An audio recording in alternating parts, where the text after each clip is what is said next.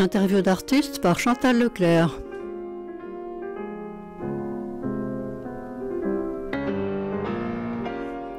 Je reçois aujourd'hui la sculptrice Émilie Musy qui habite à Besançon. Émilie Musy, bonjour, bienvenue. Bonjour, merci.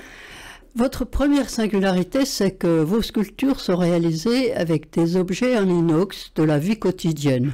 Fourchettes, cuillères, plats de service, moule à baba, casseroles, lampes, anneaux, râpes à légumes, j'en passe. Qu'est-ce qui vous a amené à utiliser cette matière première? Un choix écologiste? Oui, aussi. Au départ, c'est surtout parce que j'aime beaucoup faire des vides-greniers et amasser, collectionner des objets un petit peu particuliers. Et puis, du coup, en commençant à fabriquer des petits objets comme ça pour justifier d'en collectionner autant, d'en collecter autant, du coup, j'ai dû commencer à en trouver davantage pour faire des pièces à partir de ce genre d'objets. Et est-ce que vous êtes la seule à faire des sculptures avec ce genre d'objet? Oh, sûrement pas, non. Non. Vous connaissez des collègues? Oui, ne serait-ce que sur Besançon, il y a quelques personnes qui travaillent avec le même type d'objet. Après, la facture des sculptures et l'inspiration des sculptures est sûrement pas la même, mais je pense que c'est des objets qu'on se dispute un peu sur les vides-greniers. Ah oui, alors ça c'est pas mal. J'aurais pas imaginé ça. Et vous avez quelques noms d'autres sculpteurs? J'ai pas une très bonne mémoire des noms, mais en fait, il y a beaucoup d'artistes qui travaillent aussi avec des matériaux, des métaux un peu rouillés, des aciers, de la fonte, et qui travaillent en soudure. Donc là, ça diffère un petit peu. Différent. Ça diffère un peu de mon travail à moi. Là, je pourrais vous citer des noms de collègues, mais pour des objets un peu plus légers, du quotidien, des ustensiles de cuisine, etc. À Besançon même, je pourrais pas vous citer de collègues comme ça. J'aurais peur de me tromper. Oui. Donc c'est vraiment parce que vous avez commencé par collectionner ces objets. Et ça m'étonne. Moi, je collectionnerais pas des fourchettes, par exemple. Non, c'est pas particulièrement des fourchettes que j'ai commencé à collectionner, mais j'ai dû, au final, amasser des fourchettes, des plats, etc., pour créer des sculptures. J'avais un petit peu initié ce travail avec d'autres types d'objets que je collectais, des petits objets en métal avec une forme un peu particulière. Voilà. D'accord. Et au final, après, j'ai commencé à développer une collection de tout type d'objets de cuisine pour alimenter ma matière première. C'est vraiment votre marque de fabrique, alors? Oui, je veux dire, je pense à la matière première. Oui, je pense qu'on peut reconnaître mon travail à ça, entre autres, mais je ne suis pas la seule à utiliser ces pièces. Oui. Et il y a très longtemps ou pas très longtemps que vous avez commencé? La sculpture? La sculpture avec ce type d'objet, d'ustensile? Ça fait... En fait, quand je suis sortie de l'école des Beaux-Arts en 2008, j'ai dû continuer à faire de la peinture peut-être une année, parce que je faisais de la peinture à l'école et avant l'école. Oui. Et donc, une année, j'ai dû commencer la sculpture en 2009, je pense. Et donc, alors là, donc vous avez commencé par être peintre? Oui. Et qu'est-ce que vous étiez comme genre de peintre? Plutôt réaliste et portrait. Portrait et quel acrylique ou gouache, huile? J'ai commencé à l'acrylique puisque j'ai commencé très très jeune, donc c'était plutôt gouache acrylique. Et puis à l'école des Beaux-Arts, il me semble que c'est à ce moment-là où j'ai commencé à peindre à l'huile. Et donc, à l'école des Beaux-Arts, c'est là que vous avez découvert la sculpture? Non, ou pas du tout? Non, c'est vraiment en sortant de l'école, j'ai voulu rompre avec la pratique que j'avais alors de la peinture. Et je pensais pas pouvoir me donner la liberté de travailler en 3 dimensions. J'avais jamais soupçonné que ça puisse être fait pour moi. Et puis, à un moment, comme un éclair, une idée comme ça, je me suis dit, en fait, pourquoi pas? Donc j'ai commencé à faire des petites choses, puis après 2-3 petites choses, j'ai commencé à faire des très grandes choses. Je passe très rapidement au très grand. Donc voilà, après il m'a fallu un atelier parce que créer des animaux grandeur nature dans une chambre d'appartement au 3e étage, c'est pas forcément évident. Pas très commode.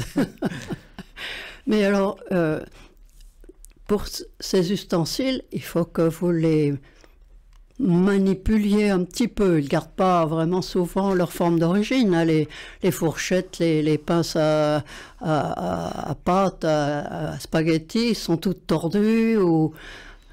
Ouais, alors j'essaye quand même de faire en sorte qu'on puisse reconnaître l'objet parce que j'aime assez qu'il y ait une double ou une triple lecture dans mes œuvres. Donc en premier, on peut voir l'animal et puis en s'approchant, on voit avec de quoi il est composé. Oui. Donc j'aime bien qu'on puisse reconnaître l'objet, mais c'est vrai que je suis obligée de le manipuler et puis au fur et à mesure que ma technique progresse, que les formes s'affinent, que voilà que ça devient de plus en plus précis, les objets s'éloignent de plus en plus de leur forme d'origine. Donc voilà, ils sont un peu coupés, martelés. Et la troisième dimension, qu'est-ce que c'est? C'est 3 dimensions de lecture. Ah oui, de lecture, j'aime bien qu'il y ait plusieurs niveaux de lecture. Oui. Donc on voit en premier lieu l'animal qui est représenté. Oui. En second, en général, quand on s'approche, on voit de quoi il est composé. Et puis là, il y a des idées qui vont avec. Parce que ça dépend de l'animal qui est représenté, ça dépend de son nom, du nom qu'il porte, ce que je lui ai donné. Mais voilà, il y a différentes idées qui sont charriées et par le nom qu'il porte et par éventuellement les objets avec lesquels cet animal est fabriqué, qui peuvent être porteurs de sens également. Et les noms que vous donnez ont pour vous un sens très, très particulier. Oui, très particulier. Oui. Après, souvent, je donne le nom à l'animal sans trop savoir, comme une inspiration, une impression qu'il doit apporter ce nom-là, et puis les idées se développent et se rajoutent autour après. D'accord. Interview d'artiste sur RCF, Chantal Leclerc. Nous sommes avec la sculptrice Émilie Musy et qui nous parlait tout de suite avant la pause du nom qu'elle donne à ces animaux sculptés avec des ustensiles de cuisine. Dites-nous un petit peu ce qui pour vous peut consister, pour celui qui regarde, en une 3e lecture avec ces noms que vous donnez. Est-ce que vous avez des exemples à nous proposer? Oui, je peux avoir des exemples. Oui. J'ai par exemple, il y a quelques années, il y a déjà un petit moment maintenant, fait une orang-outan à l'échelle 1, donc en taille réelle. Oui. Qui est assise avec une main au sol et je la présente en exposition avec une pomme dans sa main, une pomme intacte. Et cette orang-outan, elle s'appelle Ève. Ah d'accord, oui. Voilà. Oui, alors là, le renvoi est assez visible. Est-ce que c'est toujours aussi flagrant? Non, c'est ma meilleure réussite pour Ève. C'est pas toujours facile de... Je vais pas dire de chercher la polémique, parce que je cherche pas la polémique, mais de mettre le doigt sur des sujets, enfin sur quelque chose d'intéressant parmi les sujets qui m'intéressent, qui peuvent être nombreux, mais c'est vrai que la théorie de l'évolution de Darwin, c'est quelque chose qui m'intéresse beaucoup, l'évolution des espèces, la transformation des espèces au fil des événements et du temps. Donc cette pièce-là est particulièrement marquante dans le travail. Oui, j'imagine, oui, parce que alors là, franchement, ça fait réfléchir. Ça fait penser à beaucoup de choses. Oui, on peut développer pas mal de textes ou de discussions autour de cette œuvre-là. Oui, tout à fait. Et avec les personnes qui viennent voir vos œuvres, est-ce que vous avez des échanges de ce genre ? Oui, ça dépend. Il y a beaucoup de personnes qui s'arrêtent surtout à l'apparence et à la manière dont est construite la pièce, qui s'interrogent techniquement, etc. Et puis, il y a des personnes qui cherchent à pousser un petit peu plus loin et avec qui on peut discuter de la troisième lecture Oui. de l'œuvre. Oui. Et vous parliez de la technique, où effectivement, qu'est-ce que vous avez à avoir dans votre atelier comme outil pour commencer à changer la forme un peu, beaucoup des pièces que vous allez Les utiliser? Surtout une cisaille à métaux. Donc je découpe les pièces. Oui. Ma perceuse. Et puis quelques pinces, marteaux, des rivets, parce que Ça, c'est pour l'assemblage. Voilà, alors. voilà. Et pour l'assemblage, est-ce qu'il y a besoin de machines? Les rivets, on peut les fixer simplement avec une pince à rivet à main, mais j'en fixe tellement par jour que du coup j'ai un pistolet à rivet, ce qui simplifie beaucoup la vie. Et c'est le seul outil dont vous avez besoin? Moi, j'ai plein d'outils, mais après, oui, ça reste très... Enfin, je travaille beaucoup avec mes mains, en fait. Est-ce que c'est genre boîte à outils qu'on aurait si on était un petit peu bricoleur? Ou pas du tout? Je sais pas. Oui. Enfin, après, j'ai des outils un peu spécifiques, comme le pistolet à rivet ou Oui. perceuse à colonne ou des... Perceuse quoi? Une perceuse à colonne. Qu'est-ce que c'est que ça? C'est une perceuse fixe, en fait, avec une manivelle qui me permet d'avoir un peu plus de pression qu'une perceuse à main Oui. pour percer le métal. Oui. Ça, évidemment, pour nous, c'est déjà un peu étrange quand même. Hein. C'est ce qui fait que n'importe qui ne pourrait pas faire ce que vous faites. Je veux dire, matériellement parlant, hein, bien sûr. Sans avoir les outils, oui, Oui. il faut quelques petits outils. Oui. Oui, il faut quand même quelques petits outils, comme vous dites. Je reviens sur un autre point. Vous parliez d'animaux, grandeur nature, Ouais. réelle, taille réelle. Ce sont pour la plupart des animaux sauvages. Oui. Par Sauvage. exemple, orang-outan, vous signaliez, un éléphant, un ours, un tigre. Ouais. Est-ce que ça correspond à quelque chose de particulier chez vous, ça? Alors, je me limite pas volontairement à des animaux sauvages Non. ou en voie de disparition ou etc. Mais c'est vrai que c'est. Est-ce que ça vous inspire plus ou... Ça m'inspire plus. C'est quelque chose que j'ai envie de dire, qui me tient à cœur, qui est au fond de moi, Oui. d'observer à quel point l'espèce humaine s'est développée dans son écosystème et a envahi tellement de place que ça prend de la place sur l'habitat d'autres espèces, sur la qualité de vie d'autres espèces. Voilà, on peut même pousser un petit peu le discours un peu plus loin, quoi, hein, parce que je parle de qualité de vie, mais voilà. Donc ça veut dire que si vous faites des animaux sauvages grandeur nature, c'est pour leur redonner un petit peu de place au milieu des hommes qui sont intrusifs. Alors, c'est pas forcément volontaire, hein, c'est peut-être inconscient, mais oui, peut-être ça, il y a peut-être de ça, et puis d'essayer de... je sais pas, on m'a déjà proposé cette image, mais de créer une sorte d'arche de Noé. Ah, très joli, oui. Qui fixerait les espèces qu'on connaît actuellement et qui probablement n'existeront plus dans 10, 20, 30 ans. Une sorte de témoignage, je sais pas. Voilà, c'est... Ouais. Et est-ce que vous avez des commandes pour ces animaux grandeur nature? J'ai eu des commandes, j'ai eu des achats. Des commandes privées, je veux dire? Des commandes privées, oui. Ou entreprises ou... Les habitants de Besançon peuvent connaître, par exemple, le cheval de trait comtois de la boulangerie, anciennement à la Huchapin. C'était une commande de Stéphane Ravaclet, le boulanger, qui m'a demandé un cheval. On peut le voir quelque part, ce cheval? Alors du coup, il est plus à la boulangerie puisqu'il a revendu, donc il est chez lui maintenant. Ah oui, dommage. Mais il était dans la boulangerie même. Oui. Ah oui, ça c'est très chouette, ça. Ça me plaît énormément. Et alors, il y a aussi des animaux en réduction. Alors ceux-là, on peut les mettre sur une table déjà, parce qu'ils sont... Ouais, vous parlez des tout petits. Des petits. Et ceux-là, en plus, moi je dirais que ce sont presque des esquisses, oui, parce qu'ils ne sont pas pleins. On voit à travers. Ouais. Alors ça correspond à quoi pour vous? Au départ, c'était, oui, effectivement, comme une forme d'esquisse pour essayer de travailler un petit peu plus vite, parce que les grosses pièces sont assez longues à faire.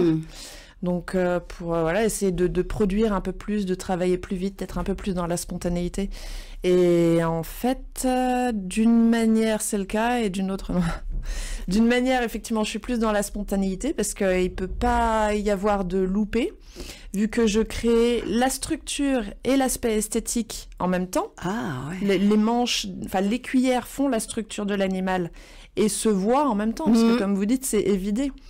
Donc finalement, c'est un jet, quoi. Il n'y a pas de tâtonnement. Sinon, ça se voit sur les pièces. C'est pas réussi si c'est tâtonné. Donc c'est finalement plutôt difficile, plus difficile. C'est beaucoup plus difficile parce que je peux pas faire de recherche anatomique, je peux pas me corriger. Voilà, il faut le faire d'un bloc. Et du coup, c'est beaucoup plus difficile pour moi que les grosses pièces qui sont pleines, sur lesquelles je travaille. D'une part, la structure, avec des objets qui se verront pas à la fin, qui seront recouverts par l'habillage.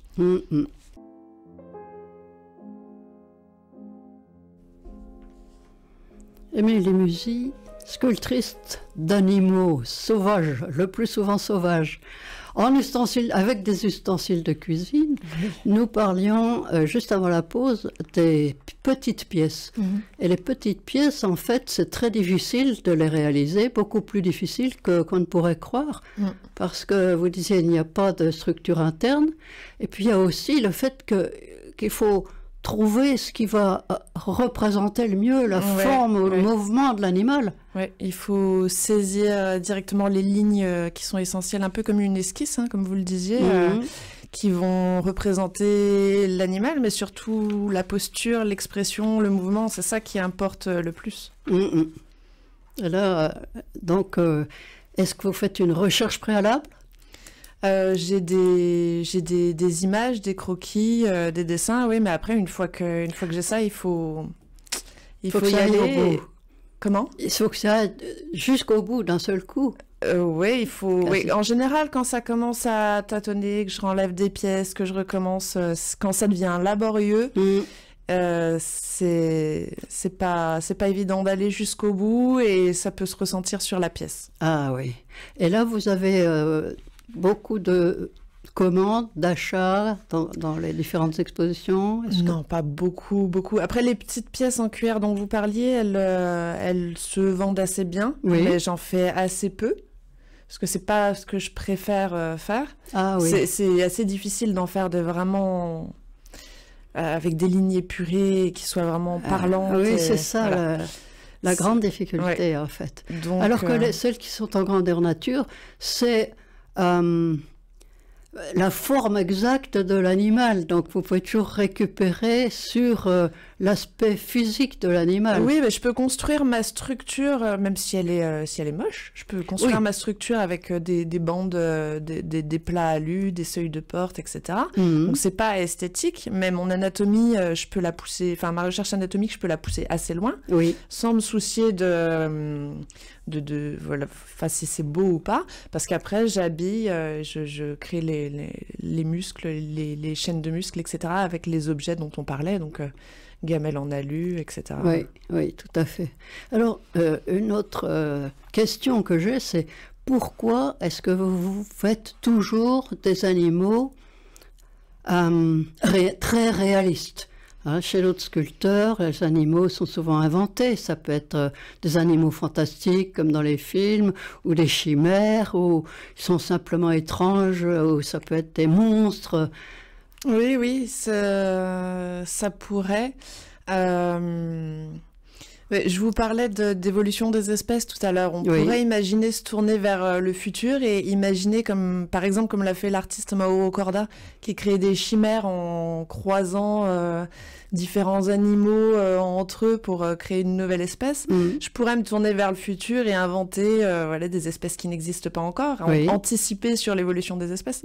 Mais j'ai plutôt un regard sur la magnificence de ce qu'on a sous les yeux, qui résulte de millions d'années d'évolution et qui qui est presque voué à disparaître sous nos yeux et probablement du fait de notre action et de notre développement. Humaine, oui. Alors, une dernière question. Je vous cite, en m'appuyant sur la biologie et l'éthologie, je me concentre sur la posture corporelle et l'expression des émotions, tout en jouant avec la fluidité des lignes et l'exactitude des volumes. Alors moi, j'aimerais que vous nous expliquiez, en 2 mots, parce qu'il nous reste peut-être qu'1 minute, expression des émotions. Il s'agit d'animaux quand même. Oui. Oui. Et alors, expression des émotions, dites-nous tout.